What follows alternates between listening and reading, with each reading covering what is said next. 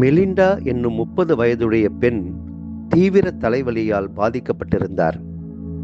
இளம் வயதில் அவருக்கு தலைவலி இருந்ததே இல்லை. திடீரென அவரது 30வது வயதில் தலைவலி தொடங்கியது. அது தீவிரமாகி தாங்க முடியாத அளவுக்கு மாறியது. மாத்திரைகளை எடுத்துக்கொள்வதில் விருப்பம் இல்லாமல் இருந்தாலும் வேறு வழி இல்லாமல் மாத்திரைகளின் உதவியை நாட வேண்டியிருந்தது. வீட்டிலே நிறைய மாத்திரைகளும் தைல பாட்டில்களுமாக இருந்தன. ஒரு நாள் தியானம் ஒன்றில் அவர் பங்கேற்றார். அப்பொழுது அதில் பங்கேற்ற சிறுமி ஒருவர் என்னை தனியே அழைத்து, உங்களுக்கு தலைவலி பிரச்சனை இருக்கிறதா என்று கேட்டார். ஆச்சரியத்தோடு நான் ஆம் என்று சொல்லி என்னுடைய தலைவலி பிரச்சனையை பற்றி சொன்னேன்.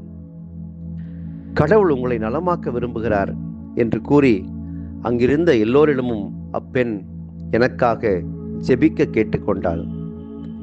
எல்லோருமாக எனக்காக ஜெபித்தார்கள். அன்றிலிருந்து எனக்கு தலைவலியே இல்லை. நான் தனிப்பட்ட விதத்தில் ஜெபித்து ஒருவேளை நான் குணமாகி இருந்தாலும் இந்த அளவுக்கு எனக்கு நம்பிக்கை வந்திருக்காது. ஆனால் எனக்காக இத்தனை பேர் ஜெபித்து அது உடனடியாக சரியானது உண்மையிலேயே என்னை ஆச்சரியப்படுத்தியது, என் நம்பிக்கையை ஆழப்படுத்தியது. கடவுள் எப்படி செயல்படுகிறார் என்று நம்மால் புரிந்து கொள்ள முடிவதில்லை. இஸ்ராயல் மக்கள் கடவுளுக்கும் மோசேக்கும் எதிராக முணுமுணுத்தார்கள். கடவுள் கொள்ளிவாய் பாம்புகளை அவர்களிடையே அனுப்பினார். அவை கடிக்கவே இஸ்ராயல் மக்களில் பலர் மாண்டனர். மக்கள் மனம் மாறி நாங்கள் ஆண்டவருக்கும் உமக்கும் எதிராக பாவம் செய்தோம் என்று மோசேயிடம் சொன்னபோது மோசே ஆண்டவரிடம் மன்றாடுகின்றார். கொள்ளிவாய் பாம்பு ஒன்றை செய்து அதை ஒரு கம்பத்தில் பொறுத்து கடிக்கப்பட்டோரில் இதை பார்க்கிற ஒவ்வொருவரும் பிழைப்பார் என்று கடவுள் கூற, மோசே ஒரு வெண்கல பாம்பை செய்து அதை ஒரு கம்பத்தில் பொருத்துகிறார். பாம்பு கடித்த மனிதர்கள் இந்த வெண்கல பாம்பை பார்த்து உயிர் பிழைத்தார்கள். நீங்கள் மானிட மகனை உயர்த்திய பின்பு இருக்கிறவர் நானே என்பதை அறிந்து கொள்வீர்கள் என்று இயேசுவும் இந்த நற்செய்தியில் கூறுகிறார். இணைச்சட்ட நூல் 32:39 இவ்வாறு கூறுகிறது, நானே இருக்கிறவர், என்னை தவிர வேறு தெய்வங்கள் இல்லை என்பதை இப்பொழுது உணர்ந்து கொள்ளுங்கள்.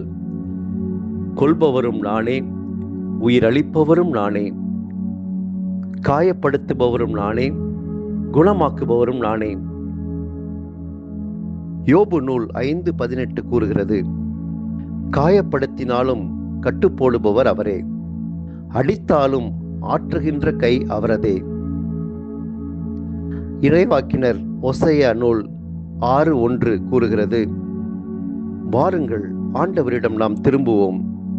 நம்மை காயப்படுத்தியவர் அவரே, அவரே நம்மை குணமாக்குவார். நம்மை அடித்து நொறுக்கியவர் அவரே, அவரே நம் காயங்களை கட்டுவார். இருக்கிறவர் நாமே என்று கூறுகிற கடவுள் நம்மோடு இருந்து அவரே நம்மை குணப்படுத்துகின்றார், நல்வழிப்படுத்துகின்றார், அவருக்கு உகந்தவர்களாக வாழச் செய்கின்றார். இத்தகைய இறைவனுக்கு நன்றி செலுத்துவோம். எங்கள் அன்பு தந்தையே இறைவா, உம்மை போற்றி புகழ்ந்து நன்றி செலுத்துகின்றோம். உன் மன்றாட்டை கேட்டேன், உன் கண்ணீரையும் கண்டேன், இதோ உன்னை குணப்படுத்துவேன் என்று அரசர்கள் 2ஆம் நூல் 20:5 கூறப்பட்டுள்ள இறை வார்த்தையை எண்ணி மகிழ்ந்து உமக்கு நன்றி செலுத்துகின்றோம். உம்முடைய ஆசீர்வாதங்களுக்காய் நன்றி. எங்களை தொடர்ந்து பாதுகாத்து வழிநடத்தியருளும். ஆமென்.